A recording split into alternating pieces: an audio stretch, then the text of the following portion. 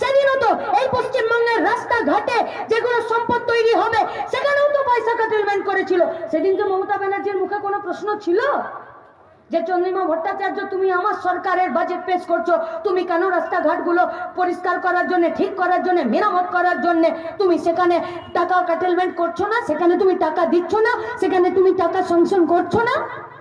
যদি সেখানে তুমি টাকা স্যাংশন না করো তাহলে সেখানে যারা রাজমিস্ত্রি, রোডার, যারা কনস্ট্রাকশনের ওয়ার্কার আছে, যারা ঠিকাদারের সাথে কাজ করে, যারা ওই লোডার থেকে শুরু করে, রোলার থেকে শুরু করে যে সমস্ত গাড়িগুলো চালায়, তাদের যারা ড্রাইভার আছে, খালাসি আছে, তারা কোথায় কাজ পাবে? आज बोलने से होगा कि अलीपुरद्वार जिला से कोच बिहार तक जाने के लिए 22 किलोमीटर का रास्ता गड्ढे में रास्ता है या रास्ते पर गड्ढा है, आज ये पता नहीं चलता। যাদের কাছে পয়সা দেবার কথা ছিল তারা সেদিন চুপ ছিল সেদিনকে। শুনুন, খারাপ রাস্তার পাশে নিজের রাজার মতন প্রাসাদ বানালে নিজেকে তৃণমূলের চটিচাটা নেতা হিসাবে প্রমাণ করা যায়, দেশের সরকারের জন্য উপযুক্ত তাকে একজন নেতা হিসাবে প্রতিষ্ঠা করা যায় না। তাই তো হয়েছে আলিপুরদুয়ার জেলাতে, তাই তো হয়েছে। ধ্রুব বলেছে চা সুন্দরী প্রকল্পের কথা, গলদান বলেছে গতকাল রাজ্যকরের কথা, রাজুদা বলেছে এখানকার আলু চাষিদের, আলু ব্যবসায়ীদের কথা। কোথায় ছিলেন রাজ্যের মুখ্যমন্ত্রী মমতা ব্যানার্জি এবং বেচারাম মান্না সিঙ্গুরে?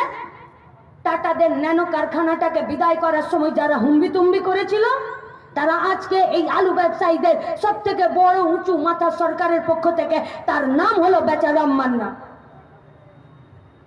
আলু ব্যবসায়ীদের যে সমিতি, সেই সমিতি থেকে বাইরের রাজ্যে, উড়িষ্যা, এইদিকে উপরের দিকে জেলা রাজ্যগুলো, ওইদিকে ঝাড়খণ্ডের রাজ্যে আলু যাওয়া বন্ধ করে দিল। কারণ কি না, রাজ্যে আলুর দাম বেড়ে যাচ্ছে, তাই এখন বাইরে যেতে দেওয়া যাবে না।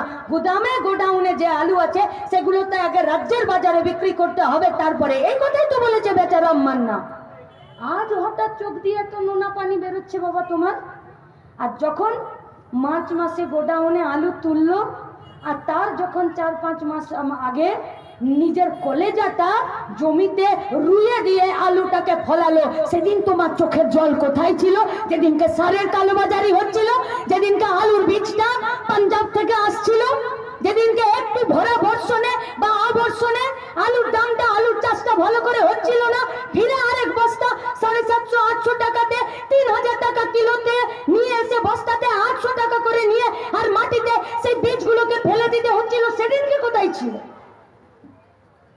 আমরা হাত জোড় করে বলছি আলু ব্যবসায়ীদেরকে, আমাদের কথা শুধুমাত্র চাষি, ক্ষেতমজুরদের জন্য, শ্রমিকদের জন্য নয়, আমাদের কথা আপনাদের জন্যও।